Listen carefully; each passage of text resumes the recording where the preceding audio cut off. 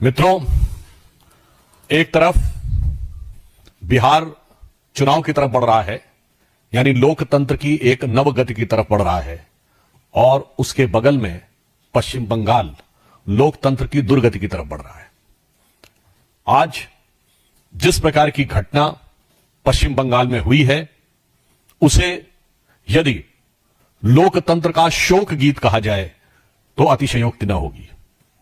The dastardly incidents which has happened in West Bengal today, if it is said that this is the swan song of democracy, it should not be inappropriate.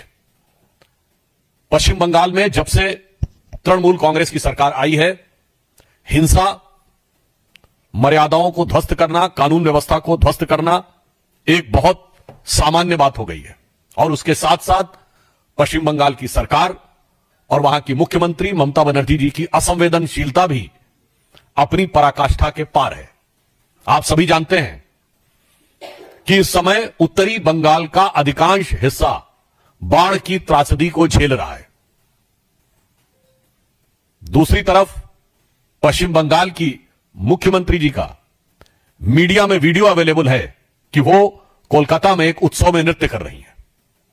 ये दोनों चित्र अपने आप में बहुत हृदय विदारक है। इससे पूर्व भी दुर्गा पूजा के दौरान 12 लोग इलेक्ट्रिसिटी के शॉक से मारे गए, परंतु उसके बावजूद भी सरकार के चेहरे पर शिकन नहीं आई और सारे उत्सवों में सहभागिता यथावत रही। अभी जो स्थिति है उत्तरी बंगाल में 28 लोगों के मृत्यु के समाचार और हजारों लोगों के बेघरबार होने की स्थितियां हैं।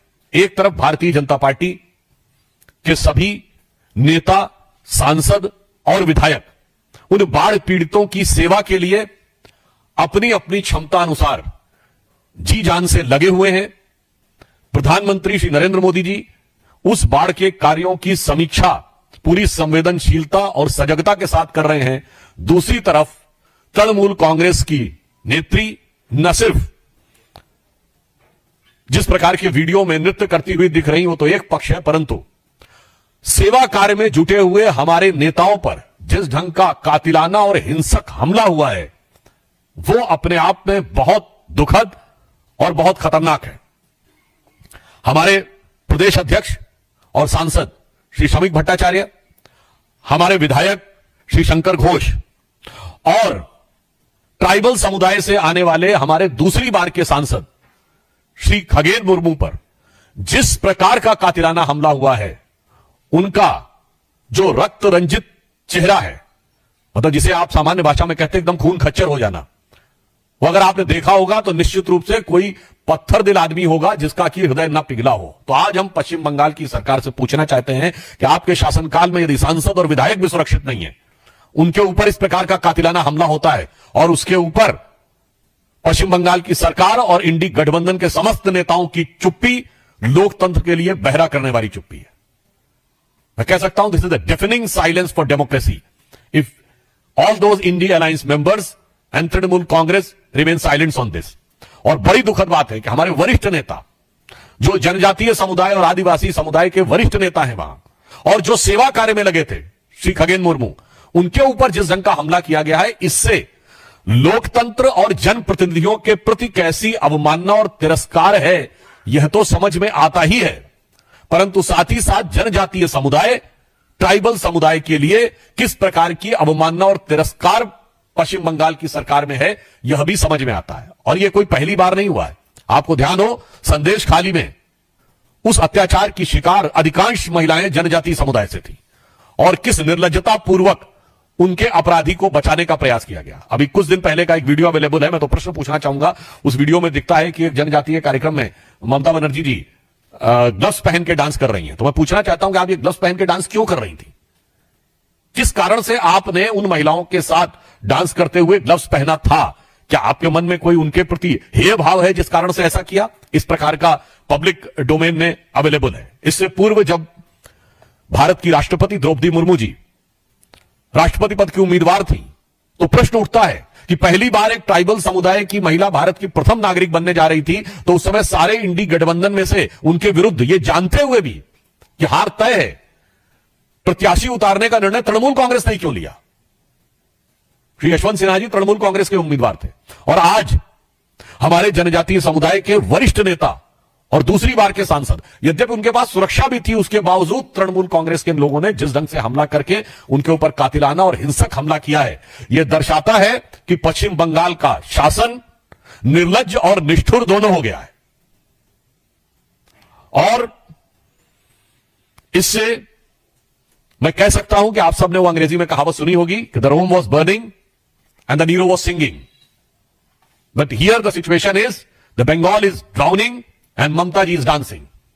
ये दोनों पिक्चर्स अवेलेबल है और ये हर भारतीय को, हर बंगाली को हृदय को चीरने वाला है। और मैं विनम्रता से कह सकता हूं कि जिस प्रकार की घटनाएं, हिंसाएं बंगाल में दिखाई पड़ रही हैं, यह श्री अरविंदो का बंगाल नजर नहीं आता है, रामकृष्ण परमहंस का बंगाल नजर नहीं आता है, स्वामी विवेकानंद का बंगाल नजर नहीं आता है, गुरुदेव रविंद्रनाथ टैगोर का बंगाल नजर नहीं आता है, यह शाहिद हुसैन सोहरावर्दी का बंगाल नजर आता है।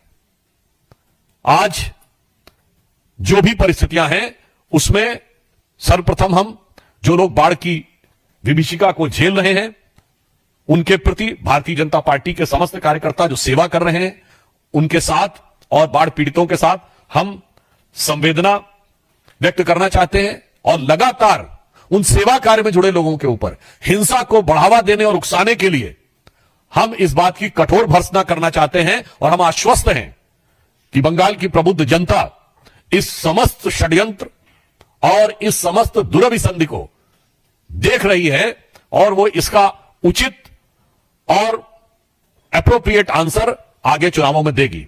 और मैं ममता जी को यह भी कहना चाहता हूं, भारतीय जनता पार्टी के कार्यकर्ता और नेता आपके इस अत्याचार, अनाचार, हिंसा से रुकने वाले या झुकने वाले नहीं हैं।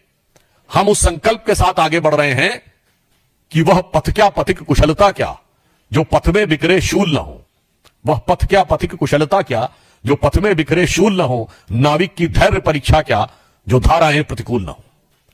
और अंत में मैं सिर्फ यह कहना चाहता हूं कि पश्चिम बंगाल के जिसे इस भद्र लोक को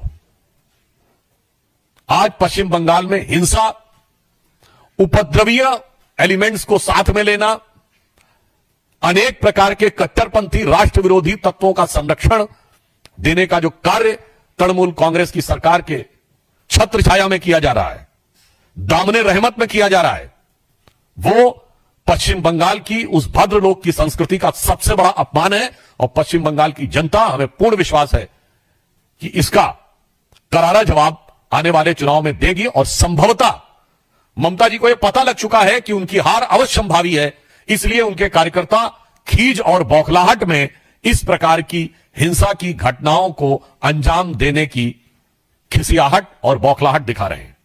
धन्यवाद। आपका इस विषय से संबंधित कोई प्रश्न हो तो? सर, 2019 के लोकसभा चुनाव से देख रहे हैं, विधानसभा चुनाव लगातार जो बीजेपी के नेता हैं, कार्यकर्ता हैं, उनका शिकार पश्चिम बंगाल में होते हैं, तो आपका कहना है कि इसमें भी सीधे टीएमसी के कार्यकर्ताओं ने हमला किया है, ये आरोप है, और विकल्प क्या है बीजेपी के पास? राष्ट्रीय पार्टी अपनी मांग तो देखिए, बहुत स्पष्ट बात यह है कि यदि सांसद के ऊपर इतना बड़ा हमला होता है तो बगैर राजनीतिक संरक्षण के नहीं हो सकता। This is a clear cut political violence और यह जग जाहिर सत्य है। इसके बारे में कोलकाता उच्च न्यायालय के कई टिप्पणियां भी अवेलेबल हैं कि 2021 के चुनाव के बाद जो हिंसा हुई थी वो सीधे सीधे राजनीतिक कार्यकर्ताओं के द्वारा की गई है। तो मुझे लगता है इस विषय में पूरी पृष्ठभूमि देखते हुए कोई शक की गुंजाइश नहीं रहती। पुनः मैं कहना चाहता हूं कि यदि जनप्रतिनिधि, सांसद और ट्राइबल सांसद के ऊपर, प्रदेश अध्यक्ष पे, विधायक पे हमला होता है तो आप इसे सामान्य लॉ एंड ऑर्डर की बात नहीं कर सकते। यह बिल्कुल तय है कि वह राजनीतिक संरक्षण या राजनीतिक निर्देश के तहत हो रहा है।